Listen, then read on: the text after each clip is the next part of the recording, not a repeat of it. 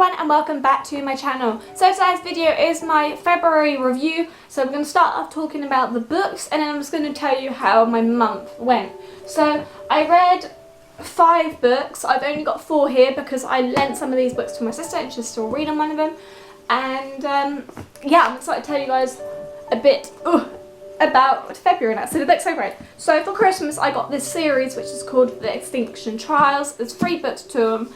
And what they are is basically the Hunger Games meets Jurassic Park. So I read the first one which is just called The Extinction Trials, and I will tell you a little bit what I wrote in my notes. I know I'm so like, I wrote it in my notes because I've already read, I'm in the middle of another series, so I forgot about February's books already. So, The Extinction Trials. So it's basically they're in a place called Earth Asia. I know, creative, and it's overpopulated. There is another continent where the dinosaurs live, so their plan is to steal the dinosaur eggs from the 3 main bad dinosaurs. So you've got the T-Rex, the Raptors, and I can't remember the other one, but there was another one. And the plan was they were going to steal the eggs and then get the DNA to then destroy the dinosaurs, basically. So they had to do 3 trials in order to be selected to go to this continent. So the main character's girl is called Storm, or Storm Chaser, and she's the main character for these books, okay? So the first one of the cliffs they had to do is there was a cliff. They had to climb a cliff basically, and this guy called Lincoln ended up crushing Storm's fingers because he climbed over her. There's a guy in there called Galen, which is super he's like a bully, and stuff happens to him throughout the series, which is pretty good. He deserves it, really deserves it. They have to dive in the loch, which is a really good one for Storm because she swims in the loch every day because everyone is scared of the water in case there's dinosaurs. And the plan is that they've got to get 3 sets of the eggs in 7 days. If they don't return to the boat after 7 days, they'll be left. Storm Chaser gets selected. Her team ends up being Lincoln is in there, and then she has some other guys called Leaf, Chroma, and I can't remember the last guy, the other guy. I'm on a glitch. I can't remember the other guy's name, but they're the team. In the end, one team gets killed, the whole team, and then some more stuff happens, and then another team gets killed, and it's basically their team and a couple of stragglers that are left by the end of it. A lot of stuff happened, but it turns out there was a twist. Even though they were working in teams, only one member of the team can win and claim it. A lot of their members of the team die as well. So Chroma dies by a T-Rex, and the other one, another guy, because I can't remember, he dies straight away. He basically dies as soon as they get into it. They go across a lake and then he gets eaten basically. So 2 of their team members die. So in the end it's just Storm, Lincoln and Leaf. And Lincoln basically claims the eggs as his own because he's trying to rescue his sister because she's really sick and she needs medical care. However, Storm then goes, no, they're mine, and then there's a final trial between them all to see who wins. And then basically at the end, Storm changes the rules and the main man is in charge is really angry at her. So there you go. But the thing is, it's so much like Hunger Games that at times I honestly thought I was reading Hunger Games because Storm is like Katniss. You've got a guy called Dell who is basically Gale, and then Lincoln is basically Peter. Is so much and even how they have the Storm Chasers, not Storm Chasers, that's Storm Chasers is thingy jiggy, innit? Something else.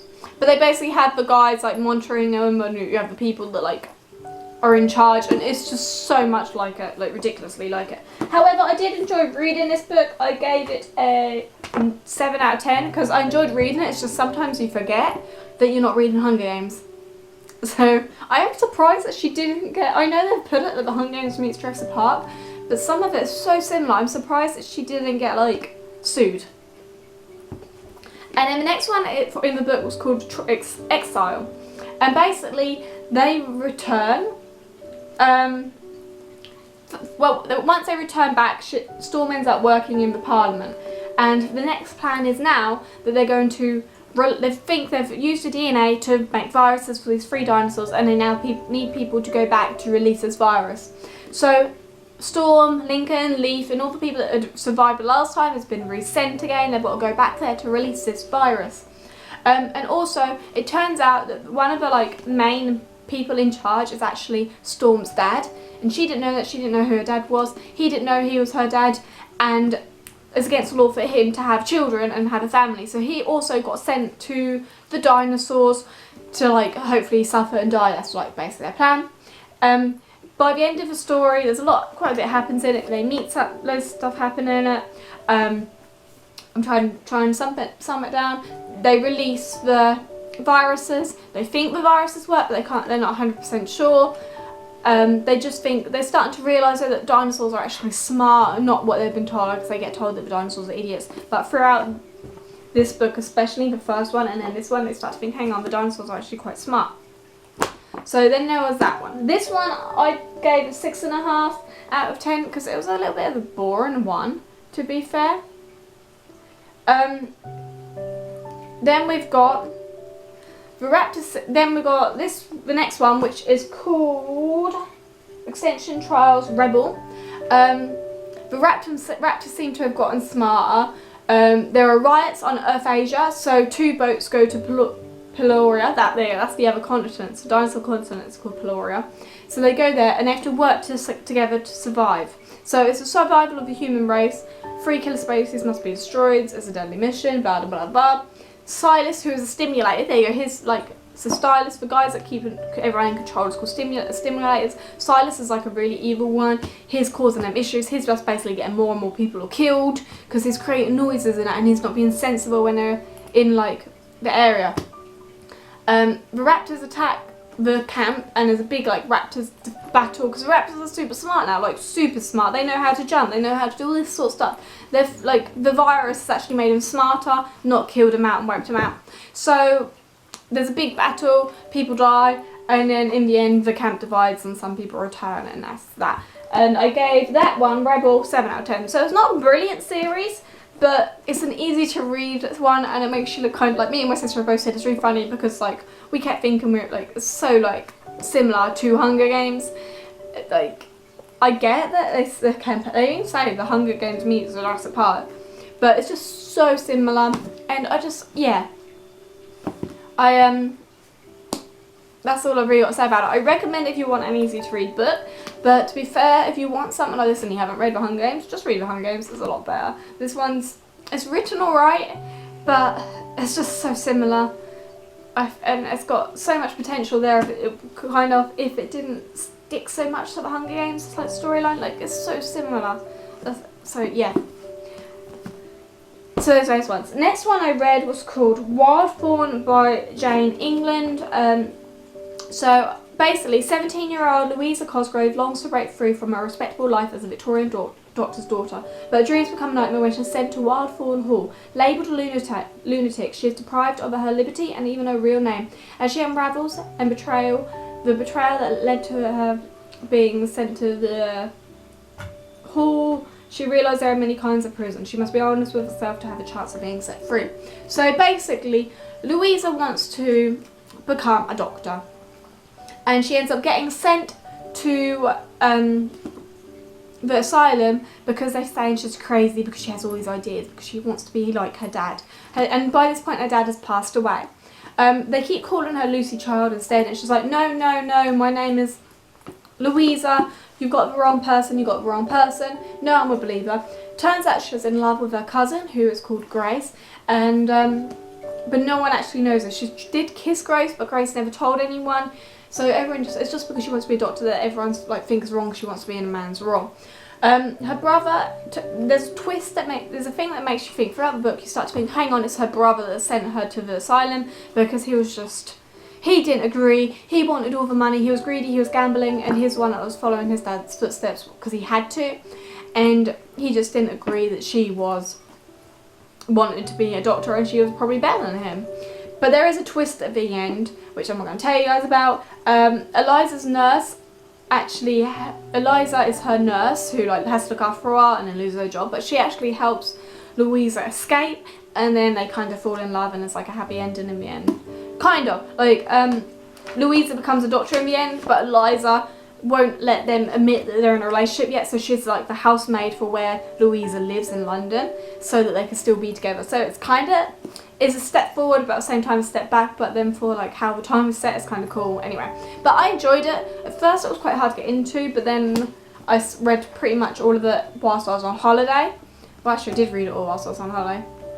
But yeah, I enjoyed it after I got into it. I gave this a 5 out of 10 because it wasn't the best book, but it was a good read, an easy read, and I said by the end of it I did find it quite interesting. And it was quite like a nice way to look at it, like Victorian times, yet people want to be doctors, and that was a nice little book to read.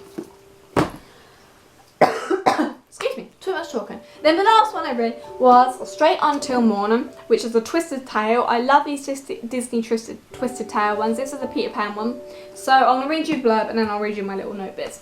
So, 16-year-old Wendy Darling wishes for a more exciting life. So when an opportunity to travel to Neverland on a pirate ship presents itself, Wendy makes a deal with the devil. But Neverland isn't quite the place she imagined it would be, and a little bit pixie named Tinkerbell seems less than friendly. Then Captain Hook reveals some evil plans for Neverland, and it's suddenly up to Wendy and Tinkerbell to save Peter Pan and his world. So basically, her parents find out that she still writes stories about Neverland. So the parents decide they can send her to Ireland, and she's going to be like a maid, a nurse, like a maid for a family and look after the children, and hopefully that will help her get out of her imagination and be more grown up. So she still has Peter's shadow though. He left her 4 years ago, and she still has it locked away because he never returned it. So her plan was she'll use that to summon Hook and get him to take her to Peter Pan. So that's what he did. But then Hook tricks her. He never promised that she would actually be put on shore. He said he'd take her to Neverland but never put her on shore. And his plan is that she's going to be the mother for the men on the ship and just to do their washing and to look after them. She though escapes with the help of another pirate who seems to be kind of a good guy. He didn't really want to be all chasing Peter Pan and everything.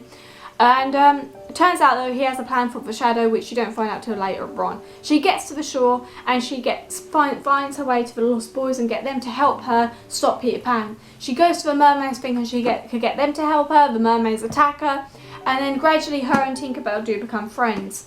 A predator ends up kidnapping Tinkerbell to eat her. So Wendy ends up getting her taking her shadow off her and like disconnecting her shadow, and her shadow ends up saving Tinkerbell. They end up going to the Thirst, which is basically the Thirst of Neverland, and they get a trial, and they have to they work out during this challenge thing to escape. They work out that whilst in Neverland, Wendy can make stories which can help change and amend Neverland to suit it, because Neverland is just children's stories, imagination, which is why there are some bad people as well, because some kids just have bad thoughts, whereas some kids have good thoughts, like Wendy.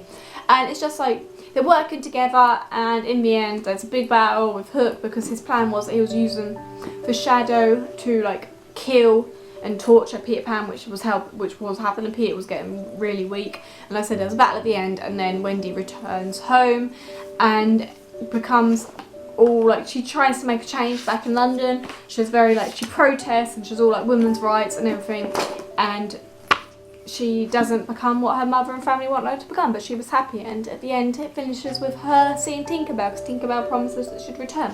But I enjoyed this book. It was a good book, however it wasn't one of the best ones I've read. I said I love the Twisted Tale ones, but this one wasn't very... It was good, but I didn't enjoy it as much as I enjoyed the other ones, so I did only give this one a 6.5 out of 10. But I recommend it. I recommend all of the Twisted Tale ones. There's loads and there's more to come out, but this wasn't my favourite one, which is why it was a lower rating. But there you go. So that's the books that I've read. So how has February been for me? February was alright. I went to Bucharest, which you guys would have seen in my holiday vlog. Slightly disappointed with that. It weren't what I thought it was going to be like. It was like a crappier version of London, to be fair. I thought it was going to be a lot more gothic, but it wasn't. And even Dracula's Castle kind of disappointed me, because again I thought it was going to be really medieval and gothic-y, but it was just kind of like a little fortress castle thing. It was alright. It was interesting. I learned a lot. Did you know that the Queen's crown was made out of a cannon that they stole? Or they'd taken away from people because they were being attacked or whatever. It was very cool. It was interesting. I like the fact that it's made out of steel of a cannon instead of just gold in it. It's fancy. But yeah, anyway. So that was that. Anything else? I didn't really have many highlights for February, to be fair.